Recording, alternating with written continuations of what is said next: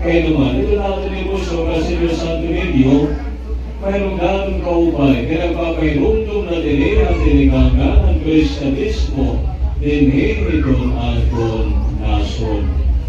Ibang baka ni mga Espanyol, March 16, 15, 21.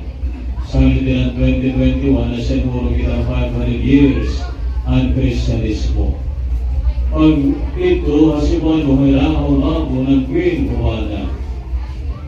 Nagpabunyag nila ang ginhatag imanselan ng baptismal kay regalo nga na ang umabo ng Queen Juana, amo ang imahin ni Senyor Santo Niño. So amo ito naging tilingangan ang atong debosyon ka Senyor Santo Niño.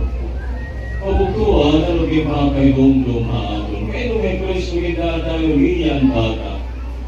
Kaya iba itong bata, child to speak powerless, has no influence. Amot bata. Pero kaya may Kristo kita tayo riyan bata. Ano naman ang mga bata, kabataan, may mga social status, may nangaling mga census, ang mga gusto, may nangaling mga census, ang bata, ang mga kababainan, iuod ang ihap. Kaya naman ang inihap, ang mga kalaki ng mga dagkula sa mga kabataan, walay mga importansya nila itong komunidad. Ang komunidad. Diba? Ang ito po nagyapon, sa'yo na natin na kultura. Diba? Kaya galing kita mga bisita, ito natin panimalay na muna, mga silang pangalulula. Ay, pagkatubong nila, kaya nag-istulyera. Ito, diba? Ang iton, kay pwede sumamura kung matubangan bata, kung may mga bisita. Sa mitamo ng bata, may nangaling bisita na natin, nakagdagan ng kwarto. Kay, amo siling diri mga atubang, gani pa nga ni bata na handlo ang pati. Ano man, kaya kasasabang gani bata na sila halaka. Magawa sila pati.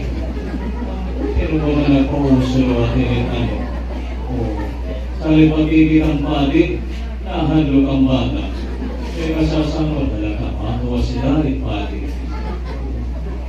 Nagpausulo at itong ano. Paginakong ang pati. Nagpausulo. Amo ng bata nung wala ay social status, hindi peso ginagawa ng kabataan. Wala kang kikita ang mga kabukuan, amo na si Kristo. Unless you become like little children, you cannot enter the kingdom of God. Kaya kung hindi ko kita maging parihas sa mga kabataan, hindi kita makakasunod ang kinalian ng Diyos. Ano ba ito naanay ng bata? Siguro sa nagay na ato nito tumatang bata ano, ang ato dependence. Kaya natin bata ano, dependent pa ko kaya natin iya ginikanan, dependent pa ko kaya natin iya guardian. Kaya kung wala nga ng ginikanan, ano man, may himo ng bata, diba? May himo. Sabi na natin iya pagkamot, ang salig, nila, itong iya, ginikanan, itong iya guardian, itong bata. Ito na sa Kristiyano mga kabukuan, amo lang kung ano.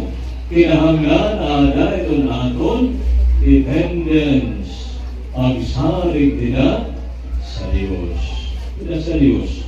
Agaw na itong aton pagkabod sa Diyos. Kinahanglan ada nila nasarig nila sa Diyos. Kaya sa ipa ni Pope Francis, sa nga panahon, itong modern man, itong busa ko nung apagsula itong tao, kailangan itong tanaguna-una ang dirigi niya kinahanglanon ng Diyos. To be independent from God.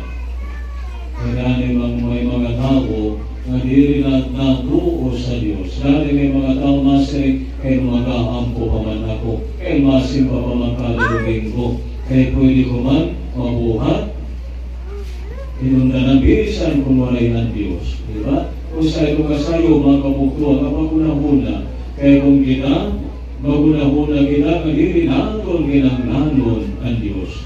Kinanglanon naton ang Diyos. Walay kaulugan naton kinabuhi, kaya kung waray ang Diyos. Walay kaulugan naton kinabuhi, kung waray sa Diyos, Santo Niño.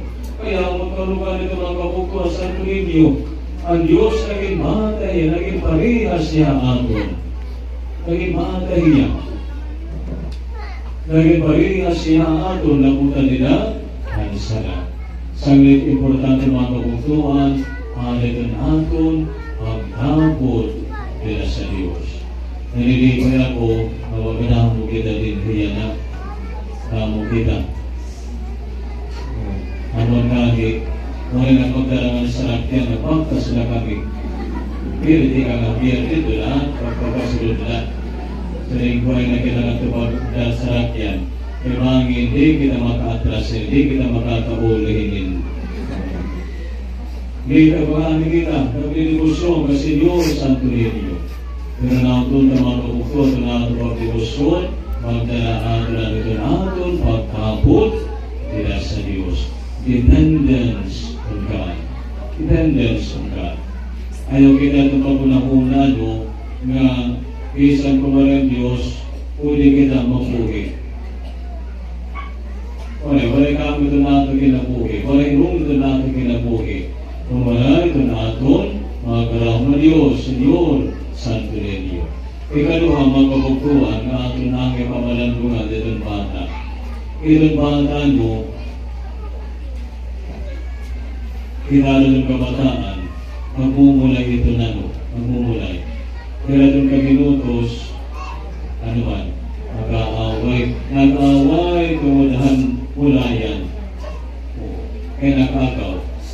Pero pag ligin ito, kaya segundos, minuto na liwat, ang sangkay na liwat. Ang sangkay na liwat. Inado mo sa labing pataan mo, itong pagdumot.